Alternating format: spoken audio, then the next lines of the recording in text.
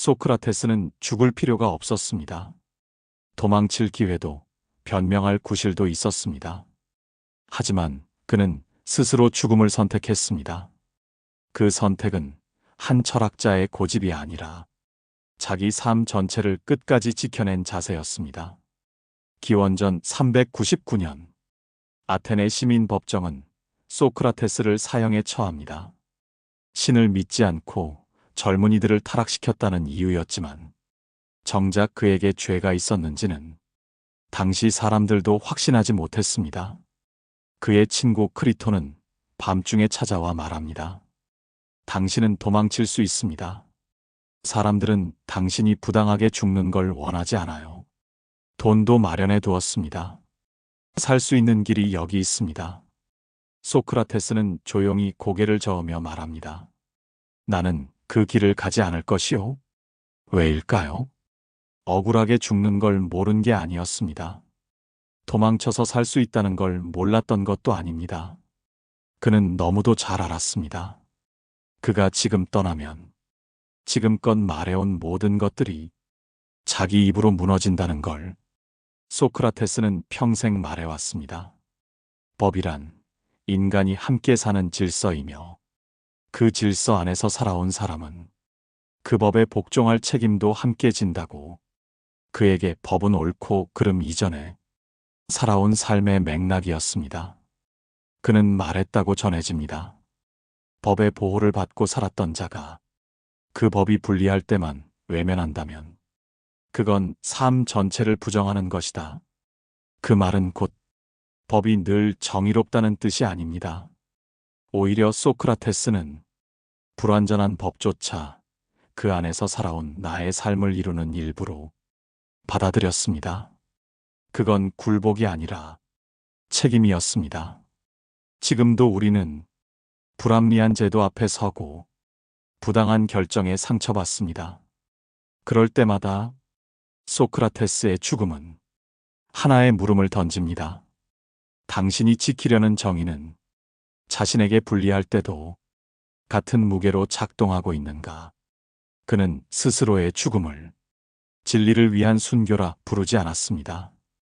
단지 자기 삶을 끝까지 책임지는 당연한 결과로 받아들였을 뿐입니다. 그 조용한 수긍, 그 고요한 고집이 지금까지도 소크라테스라는 이름을 정의의 이름으로 남게 만들었습니다. 그는 세상을 바꾸려 하지 않았습니다. 다만 자기 삶을 바꾸지 않았습니다.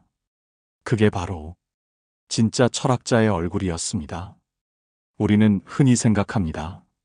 정의롭지 않은 법은 어겨도 된다고, 불의한 체제엔 저항해야 마땅하다고. 소크라테스도 몰랐을까요? 그 법이 얼마나 허술했고 그 판결이 얼마나 감정에 치우쳐 있었는지를. 하지만 그는 그 법을 따랐습니다. 왜냐하면 그에게 법은 단순한 규칙이 아니라 자기 삶 전체와 맺은 관계였기 때문입니다. 소크라테스는 아테네의 시민이었습니다. 그 도시의 공기, 언어, 질서 속에서 살아왔고 그 도시가 만든 법의 보호 아래 자유롭게 말하고 가르치며 철학했습니다. 그는 말했습니다. 나는 이 법과 계약을 맺은 것이다. 말 없는 동의로, 이 땅에서 살아온 시간으로, 그리고 그 시간은 지금 나에게 이 결과를 내린다. 우리가 불편해하는 말입니다. 너무 비장하고 너무 순종적으로 들리기도 하죠. 그러나 그것은 맹목적인 복종이 아니었습니다. 그는 법을 지키되 그 법이 완전하다고 말하지 않았습니다. 그는 질서를 따르되 그 질서에 침묵하지 않았습니다. 그는 끝까지 말했습니다. 나는 누구도 타락시키지 않았고 내가 아는 것을 가르쳤을 뿐이다. 나는 무지함을 깨우려 했고 진리를 사랑한 죄밖에 없다. 하지만 그 말이 사람들을 불편하게 만들었고 그 불편함이 판결이 되었습니다. 그 순간 소크라테스는 선택해야 했습니다. 자유를 택할 것인가, 자기 삶의 일관성을 택할 것인가. 그리고 그는 자신을 구하는 대신 자신이 믿는 삶을 지키는 길을 선택합니다. 그가 보여준 건 자기 삶과 말이 어긋나지 않는 태도, 그리고 그 태도가 만들어내는 진짜 정의의 무게였습니다. 지금 우리는 묻습니다. 불의한 법 앞에서 나는 어떻게 살아야 하는가? 소크라테스는 그 질문에 가르치려 하지 않았습니다. 그저 자기 죽음으로 대답했습니다. 나는 내가 살아온 방식을 끝까지 버리지 않겠다. 그건 단지 죽음을 받아들이는 것이 아니라 자기 영혼과 타협하지 않는 선택이었고, 그 선택이야말로 가장 조용한 정의였습니다. 세상이 정답을 주지 못할 때 삶의 기준은 자기 안에서 만들어야 합니다. 소크라테스는 법의 허점을 드러내는 대신 자신의 내면을 끝까지 지키는 길을 택했습니다. 그 길이 얼마나 고독하고 얼마나 불리했는지를 알면서도, 그래서 우리는 지금도 묻습니다. 당신이 따르고 있는 정의는 당신 삶 전체와 모순되지 않습니까? 당신이 지키는 법은 당신의 영혼에 떳떳합니까? 악법도 법이다라는 문장은 사실 소크라테스가 직접 말한 적은 없습니다. 하지만 그가 악법에도 불복하지 않고 죽음을 택했다는 선택은 후대 사람들로 하여금 그 뜻을 그렇게 해석하게 만들었습니다. 그 말은 오해되기 쉽습니다. 마치 어떤 법이든 따라야 한다는 의미처럼 들리니까요. 심지어 부당한 체제조차 묵묵히 받아들이는 것이 성숙한 시민의 자세처럼 왜곡되기도 합니다. 하지만 소크라테스의 뜻은 그보다 훨씬 깊고 조용하고 철저한 성찰에서 나온 것입니다. 그는 법이 언제나 옳다고 생각하지 않았습니다. 오히려 그는 불완전한 법과 함께 살아갈 수 있는 삶의 윤리를 고민했습니다. 그에게 중요한 건 법이 정의로운가 이전에 내가 지금 이 법과 맺고 있는 관계가 무엇인가였습니다. 그는 아테네에서 태어나고 자랐고, 그 법이 허락한 방식으로 말했고, 그 법이 보장한 자유 속에서 철학했습니다. 그렇다면 이제 그 법이 자신에게 죽음을 요구할 때 그 질서와 맺은 삶의 계약을 외면해서는 안 된다는 것이었죠. 그건 복종이 아니라 자기 삶에 대한 책임이었습니다. 우리는 종종 불의한 제도에 저항하는 것이 정의라고 말합니다. 그건 물론 옳은 일입니다. 하지만 저항은 반드시 그 저항자의 삶 전체가 일관될 때 비로소 의미를 갖습니다. 소크라테스는 도망치지 않았습니다. 그는 살아남기 위한 거짓말을 하지 않았고 자신의 입장을 바꾸지 않았습니다. 그의 제자들과 친구들이 도망쳐라, 우리는 그걸 부끄럽게 여기지 않을 것이라 말했을 때도 그는 고개를 저으며 말합니다. 그럼에도 나는 그 길을 가지 않겠다. 내가 말한 것을 내 삶이 부정할 수는 없기 때문이다. 그 말 속에는 한 사람이 스스로를 지키기 위해 얼마나 많은 고독과 침묵을 감수해야 하는지가 담겨 있습니다. 그는 법을 탓하지 않았습니다. 오히려 자신이 그 법 아래 살아온 시간에 대해 끝까지 책임을 졌습니다. 그래서 이 말은 다르게 이해되어야 합니다. 악법도 법이다가 아니라 불완전한 질서 속에서도 나의 삶은 부끄럽지 않아야 한다는 선언으로, 지금 우리는 부당함에 더 민감해졌고 공정을 말하는 목소리가 더 커졌습니다. 하지만 그 속에 과연 우리 삶의 일관성은 얼마나 자리를 잡고 있는가? 소크라테스는 죽음 앞에서조차 자신의 철학을 흔들지 않았습니다. 그 철학은 정답이 아니라 삶의 결이었고, 말이 아니라 침묵 속의 선택이었습니다. 그 선택이 있었기에 우리는 지금 악법도 법이다라는 말 너머에 소크라테스의 고요한 진심을 느낄 수 있는 것입니다. 소크라테스는 단 한 권의 책도 남기지 않았습니다. 그는 기록하지 않았고 제자들이 남긴 대화 속에만 그의 삶과 말이 존재합니다. 그렇기에 더 생생하고 더 조용합니다. 그가 남긴 철학은 이론이 아니라 살아있는 태도로 전달되기 때문입니다. 그는 아테네 법정에서 단 한 번도 감정을 호소하거나 눈물을 흘리지 않았습니다. 자신의 철학을 후회하거나 죽음 앞에 주저하지도 않았습니다. 그는 묵묵히 말했고 자신의 삶을 돌이켜보았고 그리고 마지막 순간까지 스스로를 부끄럽게 만들지 않았습니다. 그 고요한 품위가 시간을 건너 지금까지도 사람들의 마음을 붙잡고 있는 것입니다. 우리는 종종 정의를 큰 소리로 착각합니다. 외치는 말, 들끓는 분노, 뜨거운 격렬함. 하지만 소크라테스가 보여준 정의는 그 모든 것과 반대편에 있습니다. 그는 조용했고 단호했고 일관되었습니다. 그는 말합니다. 내가 이 도시에 불만이 있었다면 나는 진작 떠났을 것이다. 그러나 나는 떠나지 않았다. 그 말은 나는 이 도시의 질서를 묵시적으로 받아들인 것이다. 그는 이 질서를 전부 동의하진 않았지만 자신의 삶 전체가 이 질서 속에서 이루어졌다는 사실을 부정하지 않았습니다. 그래서 그는 죽음을 선택한 것이 아니라 책임을 선택한 것입니다. 죽음은 결과일 뿐이었고 그 결과를 받아들이는 태도 속에 그의 진짜 철학이 숨어 있었습니다. 이후 플라톤은 그의 스승을 기억하며 이렇게 씁니다. 그는 죽는 순간에도 두려워하지 않았고 흔들리지 않았고 자기 말과 삶이 끝까지 어긋나지 않았다. 지금의 우리는 그저 죽음을 바라보지만 그는 그 죽음을 삶의 마지막 문장으로 완성해낸 사람이었습니다.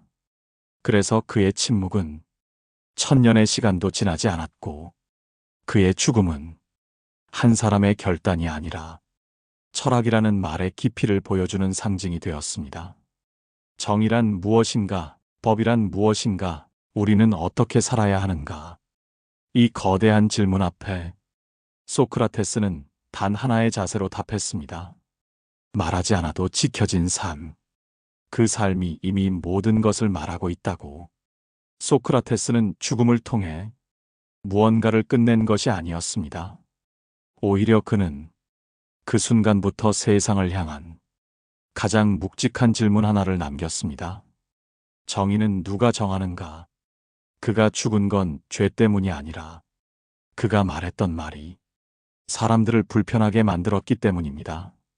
진리를 묻는 그의 말투는 권력을 가진 이들의 권위를 위협했고 젊은이들에게 던지는 질문은 기존의 도덕을 흔들었습니다. 그는 어떤 이념도 선동하지 않았고 어떤 제도도 부수려 하지 않았습니다. 그는 다만 당신이 알고 있는 그 정의는 정말 진실인가? 당신이 따르고 있는 그 질서는 스스로의 선택인가? 라는 질문을 던졌을 뿐입니다. 하지만 그 질문은 가장 근본적인 것들이었기에 사람들을 흔들었습니다. 사람들은 불편했습니다. 진실은 때로 고요하지만 그 고요함은 사람들의 무관심을 흔들어 깨우기 때문입니다. 소크라테스는 그 불편함을 감수하며 살았습니다.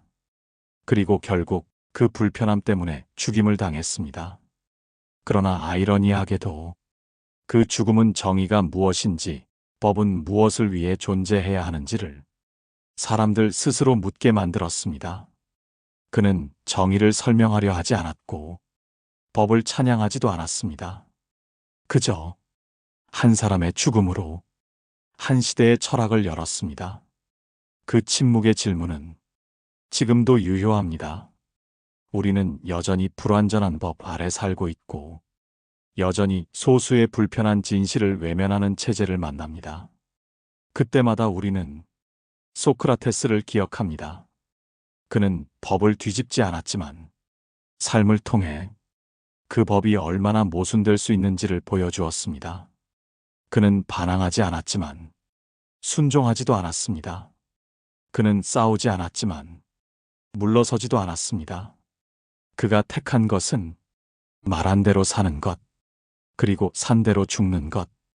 그 단단한 일관성은 어떤 사상보다도 강력했습니다. 오늘 우리가 맞닥뜨리는 작은 불의 앞에서 그는 다시 묻습니다. 너는 지금 네가 믿는 말대로 살고 있는가? 그 믿음 앞에서 물러서지 않을 자신이 있는가? 그 물음 앞에 입을 닫고 마음을 여는 사람만이 비로소 철학하는 삶의 시작에 들어설 수 있습니다. 소크라테스의 죽음은 끝이 아니라 철학이 우리에게 던진 가장 조용하고 가장 깊은 질문이었습니다. 소크라테스는 법을 존중한 것이 아닙니다. 그가 지킨 건 자기 삶의 일관성이었습니다. 사람들은 종종 그를 무비판적인 법의 순종자로 그리려 합니다. 하지만 그는 그 어떤 순간에도 무조건적인 복종을 말한 적이 없습니다. 오히려 그는 생전의 줄곧 도시의 법과 제도, 통념과 전통을 끊임없이 의심하고 질문하고 때로는 부수려 했습니다. 그런 그가 왜 마지막 순간에 도망치지 않았을까요? 이유는 단 하나, 지금껏 살아온 삶의 무늬를 죽음 앞에서까지 어지럽히고 싶지 않았기 때문입니다. 그는 말로만 철학하지 않았습니다. 그의 철학은 살아있는 태도였고 그 태도는 끝까지 일관되었으며 그 일관성은 곧 그 사람의 존재가 되었습니다. 도망쳤다면 그는 살았을 겁니다. 하지만 더는 그가 말하던 정의를 말할 수 없었을 것입니다. 그가 말하던 진실도 그 입을 통해선 공허해졌겠죠. 소크라테스는 법을 찬양하지 않았습니다. 그는 법 앞에서도 자기의 내면이 묻는 질문을 따랐습니다. 너는 내가 한 말에 책임질 수 있는가? 너는 지금 너의 삶을 스스로 감당하고 있는가? 그 물음 앞에서 그는 침묵했고 그 침묵은 굴복이 아니라 결단이었습니다. 지금 우리는 그 결단을 철학자의 죽음이라 부르지만 그에게 그것은 별다른 것이 아니었을 겁니다. 그는 다만 삶 전체에 부끄럽지 않게 죽었을 뿐입니다. 그리고 그 부끄럽지 않은 죽음이 수천 년이 지난 오늘에도 아직도 누군가의 입에서 이름처럼 불리고 있습니다. 소크라테스는 법을 지킨 사람이 아니라 자기 삶을 끝까지 지켜낸 사람이었습니다. 그 삶이 지닌 조용한 단단함이 지금 우리에게 다시 묻습니다. 당신은 지금 당신의 삶에 책임지고 있습니까? 당신의 오늘은 당신의 말과 어긋나지 않습니까? 삶은 말이 아니라 그 말을 감당하는 자세로 증명됩니다. 소크라테스는 그것을 누구보다 엄격하게 그러나 누구보다 조용하게 보여준 사람이었습니다.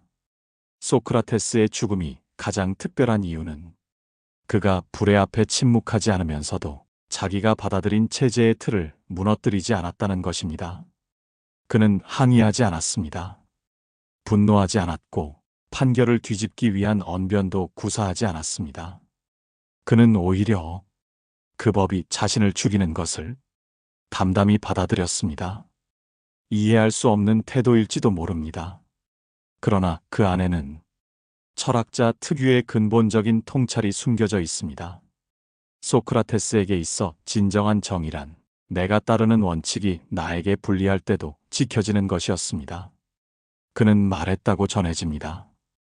법이 정의롭기 때문에 지키는 것이 아니라 내가 그 법 아래 살아왔기 때문에 지킨다고.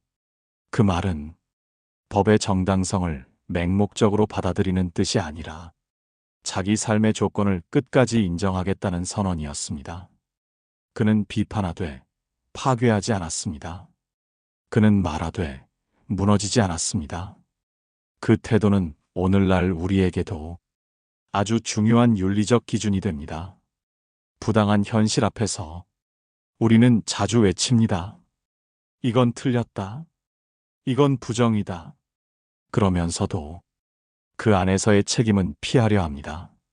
하지만 소크라테스는 자신이 속한 체제 안에서 그 체제를 흔들지 않고도 진리를 말하는 길이 있다는 것을 보여주었습니다. 그것은 타협이 아니라 더 근본적인 저항이었습니다. 소리를 높이는 대신 삶의 자세를 낮췄고, 제도를 깨는 대신 그 제도 안에서 가장 단단한 중심을 보여주었습니다. 그 중심은 지금도 유효합니다. 당신이 속한 공동체 안에서 당신은 어떤 목소리를 내고 있나요? 그 목소리는 당신의 삶과 모순되지 않나요? 소크라테스는 법을 어기지 않고도 정의를 말할 수 있었고, 질서를 파괴하지 않고도 양심을 지킬 수 있었습니다. 그건 겉으로 보기에 조용했지만 속으로는 누구보다 단단한 저항이었습니다. 우리는 그 저항을 지금도 철학이라 부릅니다. 말이 아니라 살아있는 태도로 이어지는 철학입니다. 사람들은 자주 묻습니다. 왜 소크라테스는 도망치지 않았는가? 왜 그는 항의하지 않았는가? 왜 그는 싸우지 않았는가? 그 질문은 결국 왜 그는 침묵했는가라는 말과 같을지도 모릅니다. 하지만 소크라테스는 아무 말 없이 죽음을 받아들인 게 아닙니다. 그의 침묵은 순종이 아니라 태도였고, 포기가 아니라 선언이었습니다. 그는 말없이 자기 삶을 지키는 방식으로 말했습니다. 우리는 보통 말로 누군가를 설득하려 합니다. 크게 외치고, 논리를 세우고, 감정을 자극해 옳고 그름을 가리려 하죠. 하지만 소크라테스는 그 모든 것보다 더 근본적인 방식으로 자신의 철학을 전했습니다. 그는 말했다가 아니라 그는 살았다고 기억되는 사람입니다. 진실을 말하는 사람은 많지만 진실대로 사는 사람은 드뭅니다.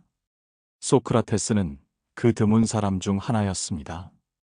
그래서 그의 죽음은 지워지지 않는 문장이 되었습니다. 침묵은 말보다 깊습니다.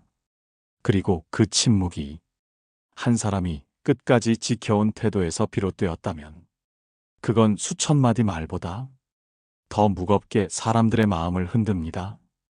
그의 죽음 이후 사람들은 법을 바꾸자고 했고, 아테네의 시민 재판 제도는 다시 돌아볼 계기를 맞이했습니다. 그는 전복하지 않았지만 그 존재 하나로 기존의 정의 개념을 바꾸어 놓았습니다. 그가 남긴 말은 없습니다. 책도 유언도 선언도 없었습니다. 남은 것은 죽음을 맞는 태도 하나. 그 태도가 수천 년이 흐른 지금까지도 정의란 무엇인가, 법이란 누구를 위한 것인가를 우리에게 묻고 있습니다. 당신은 오늘 어떤 말을 하고 있나요? 그 말은 당신의 태도와 함께 가고 있나요? 아니면 당신의 말과 당신의 삶이 서로 등을 돌리고 있지는 않나요? 소크라테스는 말보다 앞선 침묵으로 삶을 마무리했습니다. 그 침묵은 두려움이 아니라 자기 자신에 대한 확신이었습니다. 그리고 그 확신은 지금도 누군가의 혼란을 조용히 일으키고 있습니다. 소크라테스의 죽음이 오랫동안 회자되는 이유는 그가 정의롭게 죽었기 때문이 아닙니다. 그가 평생을 정의롭게 살았기 때문입니다. 죽음을 맞는 순간만을 정의롭다 말할 수는 없습니다. 정의로운 마지막이란 평생 쌓아온 선택들과 태도가 마지막 순간까지 어긋나지 않았을 때만 가능한 것입니다. 사람들은 위기의 순간에 자신의 진심을 보여준다고 말합니다. 하지만 소크라테스는 달랐습니다. 그는 위기의 순간에도 그전과 다르지 않았습니다. 누군가 그에게 물었습니다. 당신은 두렵지 않습니까? 그는 대답했습니다. 죽음이 악이라는 보장이 없다면 그것을 두려워할 이유도 없다고. 그의 이성은 죽음 앞에서도 흔들리지 않았습니다. 그리고 그 이성은 하루아침에 생긴 게 아니었습니다. 젊은 날부터 그는 끝없는 질문을 던지며 자신을 훈련했고, 감정을 다스렸고, 욕망을 관찰하며 삶과 영혼을 일치시키는 연습을 해왔습니다. 그 오랜 훈련의 결과로 그는 마지막에도 자신을 잃지 않았습니다. 그 죽음이 특별한 이유는 그가 죽는 방식이 극적이어서가 아니라 그가 살아온 방식이 끝까지 변하지 않았기 때문입니다. 정의로운 삶은 어떤 선언이나 명분이 아니라 작은 선택들의 반복된 일관성 속에서 이루어집니다. 작은 이익 앞에서 욕심내지 않는 일, 불편한 진실을 외면하지 않는 일, 사람들의 평가보다 자기 양심에 귀 기울이는 일, 그 모든 순간들이 삶의 결을 만들고 그 결이 마지막 순간의 침묵을 가능하게 합니다. 소크라테스는 삶과 죽음 사이에 선 사람이 아니었습니다. 그는 끝까지 같은 자리에 서 있던 사람입니다. 그 자리는 진실이 불편할지라도 외면하지 않는 자리, 부당한 대우를 받더라도 흔들리지 않는 자리, 사람들이 비웃더라도 스스로를 존중하는 마음 하나를 끝까지 지키는 자리, 그 자리를 선택한 사람이기에 그의 죽음은 죽음이 아니라 철학이 되었습니다. 지금의 우리는 그런 자리 앞에 서면 쉽게 돌아서거나 조금만 타협해도 괜찮다고 말하곤 합니다. 하지만 당신의 삶이 끝날 때 부끄럽지 않기 위해선 하루하루 그 자리에서 스스로를 지켜야 합니다. 정의로운 죽음은 정의로운 하루들의 누적입니다. 그 누적이 삶의 모양을 만들고 그 삶이 마지막 침묵을 진실하게 만듭니다. 소크라테스는 죽음을 피해갈 수 있었습니다. 돈도 있었고 도울 사람도 있었고 떠나기만 하면 됐습니다. 하지만 그는 떠나는 대신 남았고 변명하는 대신 침묵했고 살아남는 대신 스스로를 지키는 길을 택했습니다. 왜일까요? 그는 아마도 죽음을 하나의 질문으로 본 사람일 것입니다. 내가 지금 이 죽음을 어떻게 받아들이느냐에 따라 내가 살아온 삶 전체는 달리 해석될 수 있다. 그에게 죽음은 삶의 마지막 사건이 아니라 삶 전체를 증명하는 순간이었습니다. 누군가 말했습니다. 삶은 질문이고 죽음은 그에 대한 대답이다. 소크라테스에게 이 말은 더없이 정확합니다. 그는 살아오며 수많은 질문을 던졌습니다. 정의란 무엇인가? 좋은 삶이란 무엇인가? 나는 정말로 알고 있는가? 그 질문들 하나하나가 그를 불편한 사람으로 만들었고 결국 그 불편함이 법정의 판결이 되었죠. 하지만 그는 자신이 던진 질문 앞에 스스로를 예외로 두지 않았습니다. 진실을 말하는 자가 그 진실을 감당하지 못한다면 그 철학은 무너집니다. 소크라테스는 말이 아닌 태도로 자기 질문에 답했습니다.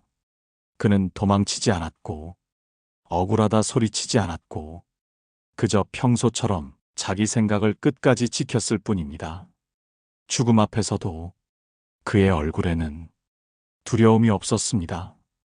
그의 목소리에는 분노가 없었습니다. 그의 말끝에는 슬픔이 없었습니다. 그 모든 것이 하나의 철학이었습니다. 자신이 믿은 삶을 자신이 끝까지 책임지는 일, 그것이야말로 철학자가 남길 수 있는 가장 조용하고 가장 진실한 말이었기에 그는 책 대신 삶으로 남았고 그 삶은 오늘도 누군가의 양심을 흔들고 침묵을 깨우며 한 가지 질문을 남깁니다. 너는 지금 너의 삶을 책임질 준비가 되어 있는가? 악법도 법이라는 말은 체제를 옹호하는 말이 아니라 삶의 일관성을 지키는 자세입니다.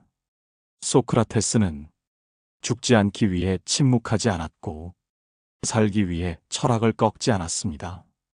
그는 죽음을 통해 말했고 삶을 통해 증명했습니다. 그 침묵과 그 죽음이 오늘도 우리에게 가장 단단한 사유를 건넵니다.